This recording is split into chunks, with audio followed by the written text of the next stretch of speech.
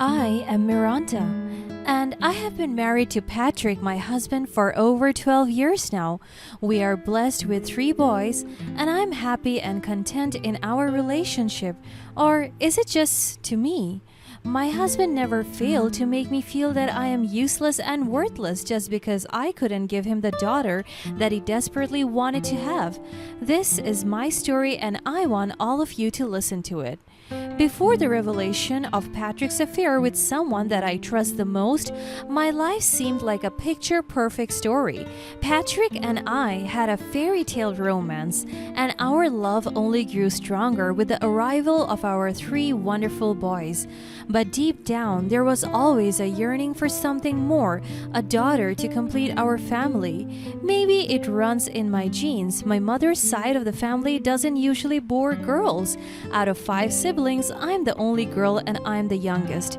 My mother has 7 other brothers and she's the only girl in the family. It is very evident that my unlikely bearing of a girl was a result of hereditary constraints.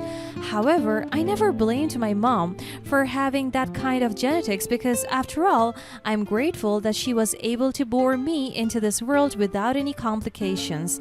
And besides that, my sons have completed me. I am so grateful to have them in my life because they have truly taught me how to be a mother. But the desire of my dear husband to have a daughter has really put a huge toll on me. In fact, I am always pressurized. His side of the family kept demanding for a girl, and after 3 pregnancies, I have failed them miserably. Every day, my husband would always shove it in my face that he was wrong to marry someone like me. If it was another girl, he was very sure that he already had a daughter by now. Of course, it hurts me because it made me question my womanhood. I also wanted a daughter, but I cannot battle with fate and my biological and physiological capacity. It is something beyond my control. The one thing that pains me the most is that my husband constantly neglects our sons. He couldn't even take them on fishing sessions, bicycle rides, sports training, nor any father and son activities. It hurts me to see my sons growing up with an absentee father. That is why I always talk to him, telling him to be present when it comes to our son's milestones. Yeah, sure, I'm busy. It's nothing important. Just tell me if they need anything. He would always answer things like this whenever I ask him to go to school and attend our kids' school events. Honey, the boys are growing up. They need to be seen and validated by your presence because, of course, you are their father. They want to make you proud. Can you stop with that nonsense, Miranda? You're just making things up just to make me sound like a distant father. Can't you see I'm busy? The boys will understand, and I don't know, with you, you're a headache. I tried my best to contain my emotions. I am just asking you to make time with the boys. He scoffed and then answered me harshly. I have been with them for almost 12 years. What else do you want? You have lots of demands and I want you to stop because it is so annoying. I only have one demand from you, and that is to give me a daughter. We already lost 3 pregnancies for 3 naughty and stubborn boys. My heart was pinched with so much pain. I could not believe that he was able to say that in front of me. That is not fair. He kept on calling our boys that way as if they were a mistake. I couldn't stand it anymore. That is why I talked back to him. Stop saying that, Patrick. The boys can hear you. Your words weigh so much to them. Why are you so hard on them? He stood up and slapped me really hard that I gasped in pain. I could feel his palm pressed on my cheeks as it numbed in pain. I was left speechless by the sudden impact. How dare you raise your voice at me? You are nothing but my wife, and I won't let you question the way I treat my children. If only you did your job by giving me a daughter, then maybe everything would be fine, easy, and worthwhile. So stop acting as if you are righteous unless you haven't done anything right for this family. He was about to slap me again when our eldest son barged into the room and hugged me, stopping his father from laying his hands on me again. He scoffed and smirked once again. Ha! Look at you! You're weak just like your mother. After saying those words, he went out of the room to cool his head. I could still feel the pain in my cheeks. That was the first time that Patrick ever physically abused me, and I thought it would also be the last time, but I was wrong. His verbal and physical abuses became constant, and I couldn't help but contain every pain within me. Aside from that, I remained calm. I learned how to deal with my husband's emotions, and I did my best to never add fuel to the fire. However, amidst the abuse, I also found subtle and minimal hints of him having an affair. I saw how he would frequently stare and text on his phone. He would go home late at night, and sometimes he would even smell like a girl's perfume. I wanted to confront him about it, but I don't want to get hurt ever again. I love my husband so much that I'm willing to understand him despite his lapses, mistreatments, and mistakes. I let it slide. The cheating allegations, because after all, everything is just suspicions. So I tried my best to make our relationship again, and we reconciled. So when I discovered that I was pregnant again, the hope of finally having a daughter filled my heart with joy. Patrick shared in my excitement, and together we planned for the day when we would learn the gender of our baby. It was a dream we both cherished, and I couldn't wait to see Patrick as a father to a little girl. And I could really see how much my husband is filled with joy and excitement. And with that, my husband hired a maid to fill in most of my household chores so that I would just stay at home and relax without bothering with any stress and anxiety while being pregnant. The maid was Lori. She was beautiful, sexy, young, and neat. I preferably liked her because she was hardworking and responsible. Our home driver recommended her, saying that they are close, so I trusted him and let Lori in to work with us. I'm very happy because finally my husband and I have mended our relationship together. I am so grateful that his loving and nurturing side has come back, and I'm very much happy to welcome him again because I truly missed the way he treated me. In fact, this is a fresh start for our family. However, I also discovered some things that made me somewhat stressed out. I often saw my husband and Laurie talking to each other flirtatiously, but I just brushed it off. Aside from that, there were also hints that they are going out together, but I didn't have much evidence to prove my suspicions. Also, a week before my regular checkup, Laurie decided to take a leave because of health conditions, in which I allowed her. Also, it gave me a relief that finally she would be out of sight, and it would lessen my overthinking. As the day of the gender reveal checkup approached, I was filled with anticipation and happiness. Our family and friends shared in our excitement, eagerly waiting to celebrate the news with us. I had even picked out a name for the baby girl we hoped to welcome into our lives, Patricia, a name in honor of my husband. I am so excited to welcome her into this world and show her the love that she deserves. But that fateful day shattered my dreams and exposed a reality that I always suspected but never prayed to be true. When the nurse asked me to wait for my turn, confusion swirled within me. I wondered if there was some mistake in the scheduling, but I tried to remain patient, thinking it would be a matter of minutes. As I sat there, my mind raced with anticipation and a nagging feeling of unease. Then the door opened and I saw Patrick walking out of the room, his face a mix of guilt and fear. But it was the sight of Lori beside him that sent a shockwave through my entire being. The woman who had been taking care of our home and children? The woman that I have been suspecting all this time? I trusted her with all my life. My breath caught in my throat as I realized what was happening. My husband was having an affair with our maid, and she was pregnant with his child. My mind struggled to process the scene before me. Lori had recently taken a leave, claiming she was sick, and here she was with my husband at the gender reveal appointment. So all this time she was also pregnant? Overwhelmed with emotions, I confronted Patrick, demanding answers. He was furious with me for discovering their secret liaison and didn't even try to deny it. Instead, he chose to leave me and our children for Laurie. It felt like my whole world was crumbling around me. Patrick, tell me this isn't true. How could you betray me like this?